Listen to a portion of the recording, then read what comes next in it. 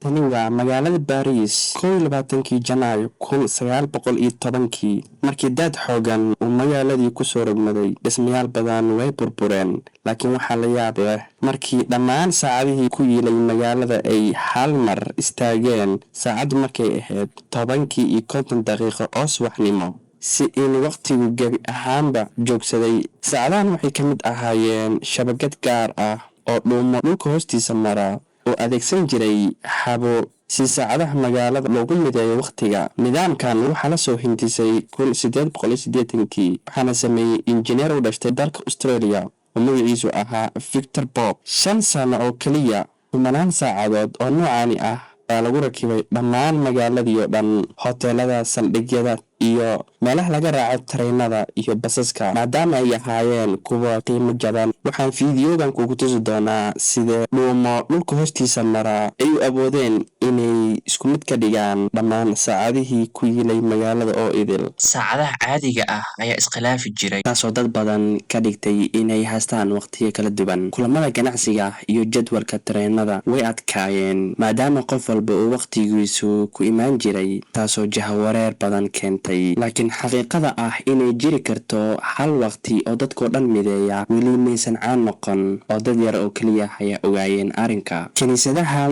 magaalooyinka waxay garaaci jireen gambaleelo si dadku loogu sheego in saacad ay bilaabatay ama ay saacad dhammaatay. Laakiin markii magaalooyinka ay noqdeen kuwo horumarsan, ogaanshaha waqtiga saacadda keliya kuma filna. Fikradan ayaa ahayd in hal saacad oo weyn bartamaha Paris laga taago, taasoo diri karta garaacyo daqiiqad kasta si ay ugu mideyso dhammaan saacadaha magaalada oo dhan. Laakiin in la diro signals ayadoo la adeegsanayo koronto waxay ahayd mid qaali ah. Sidaa darteed, Victor Bob wuxuu go'aansaday adeegsiga habo cufan oo leh dhuumo dhulka hoostooda mara ay noqon karto mid ka jaban halkii la adeegsan lahaa koronto si ay u gaarto dhammaan saacadaha kala duwan ku yaala magaalada. Fikradan waxaa hore lagu tijaabiyey magaalada Vienna dhowr sano ka hor, wayna shaqaysay, waxayna caddeysay in dadku hal waqti oo isku mid ah ay haysan karaan. Sidaa darteed, dowladda Paris waxay siisay Bob iyo kooxdiisii heshiis 50 sano ah si ay saacadan ugu tijaabiyaan magaalada Paris. Shirkadii saacadaha ee waqtigaas ee Bumit waxay xarunteeda ka dhigtay bartamaha Paris, waxayna bilaabeen kooxdiisii iyo asaga dhisidii nidaamkan cusub, waxayna ugu magac dareen saacadda sare ama master clock. Tani waxay ahayd saacad sheegi karta waqtiga la joogo markaas, xitaa daqiiqada, ayadoon adeegsanaynin koronto. Waxayna shaqaynaysaa 24 saac ee maalin kasta, week kasta, ayadoonan wax istaag aan lahayn. Saacadahan waxay ku shaqay jireen shabakad hawo cufan, taasoo cadaadis saaraysa booyin yaryar oo kasoo baxa saacadda weyn. Ilaa iyo 10 dhuumood oo kala duwan oo mid walba u socoto qaybaha kala duwan ee Paris, kuwaas oo sida hawadan cadaadiska ah. Tubooyinka waxay dhex socdaan godad loo diyaariyey ayagoo jaraya masaafo ilaa 100 mayl. Waxay qaadataa ilaa daqiiqad in mawjada hawada ay gaadho saacadda ugu fog magaalada. Nidaamkan wuxuu shaqayn lahaa sanado badan iyadoo aanan wax dhibaato ah la kulmin, laakiin sanadkii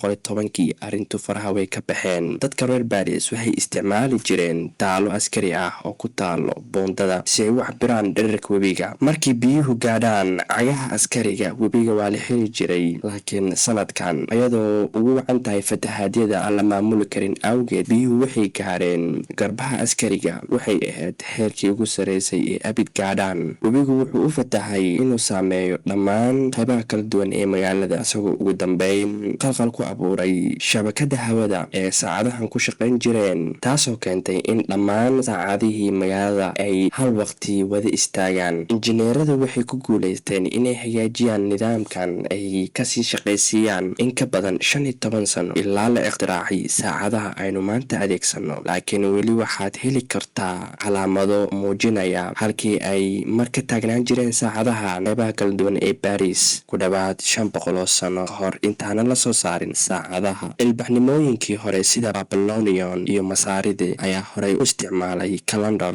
si ay ula socdaan waqtiga iyo xilliga ay tahay in la beerto iyo in la goosto. waxay ku saleeyeen kalandarkooda 3 arrin oo dabiici ah: in la isticmaalo qoraxda maalintii, habeenkiina dayaxa, iyo sanadka oo lagu beesgareeyay maalmo la tirinayo inta ay qoraxda sameynayso hal wareeg, iyadoo ay ku xirneed halka ay dadka ku noolaayeen. waxay lahaayeen kalandaryo kala duwan. bulshooyinka u dhow dhulbaraha, 4 xili waxaa aad ugu muhiimsanaa tirsashada dayaxa, laakiin waqooyiga, halkaas oo beerashadu ay ahayd arrin weyn, waxay aad ugu tiirsanaayeen sanad qorxeedka. markii boqortooyadii Roomaanku ay korodhay, u diyaarisay dadkeeda kalandar kaasoo ku beesgareysnaa sanadka qoraxda. Masaaridu waxay lahaayeen nidaamkooda, wuxuuna lahaa 12 bilood iyo 30 maalmood, ayagoo 5 maalmood oo dheeraad ah ku dari jiray si ay ula jaanqaadaan sanad qorxeedka. dhowaan farshaxanayaashu waxay sameeyeen saacado badan oo Faransiis iyo Talyaani ah. magaca saacad wuxuu ka yimid ereyga Laatiiniga ah ee gambaleel clock, sababtoo ah waqtigii hore waxay garaaci jireen gambaleel si ay dadka ugu sheegaan waqtiga la marayo, laakiin dadku meeshan ku heshiin goorta la bilaabayo garaacista gambaleel. saacada Talyaaniga waxay bilaaban jirtay qorax dhaca. saacada ay isticmaali jireen dadkii reer Baabil waxay bilaaban jirtay qorax soo baxa. wadanka Jarmalka saacadahooda waxay bilaaban jireen saqdhaxa, laakiin ugu dambeyn waxay ku heshiiyeen wax aan maanta u naqaan saacadaha Faransiiska, taasoo micnaheedu yahay in maalintii loo qaybiyo 12 saacadood oo ka bilaabanayo saqdhaxa. laakiin weli saacadahan maysan ahayn saacado dadkoo dhan ka dhigtay inay haystaan hal waqti oo mid ah ilaa la soo gaaray dhammaadkii qarnigii 17aad, markii saacada kambaniga loo yaqaan pendulum ay bilowday inay ku daraan saacadahooda daqiiqado. waxay ka yimaadeen Babiloniyiintii, halkaas waa meesha laga keenay in saacadu lagu beesgareeyo 60 daqiiqo iyo 60 ilbiriqsi. markii la soo gaaray qarnigii 15aad, dad badan ayaa doonayay inay haystaan saacad ayaga u gaar ah oo aan keliya ku xirnaan saacadihii waaweynaa ee ka taagnaa jiray magaalada. dhibaatadu waxay ahayd in saacadahan aan la qaadi karin maadaama ay ahaayeen kuwo waaweyn markii loo eego miisaankooda, laakiin injineer ka mid ah injineeradii waagaa noolaa ayaa bedelay saacadaha miisaankooda oo ka dhigay kuwa fudfudud aynu maanta nool nahay. ayadoo lagu mahad celinayay tiknoolajiyadda, saacadahoo dhan waxay u shaqeeyaan si isku mid ah. way adagtahay in la helo dad ku nool hal magaalo oo haysto saacado kala duwan, oo taleefon walba iyo labtoob walba wuxuu ku xiran yahay internetka, kaasoo u suurtagelinayo in saacadahoo dhan ay ahaadaan kuwo isku mid ah oo hal waqti wada sheega.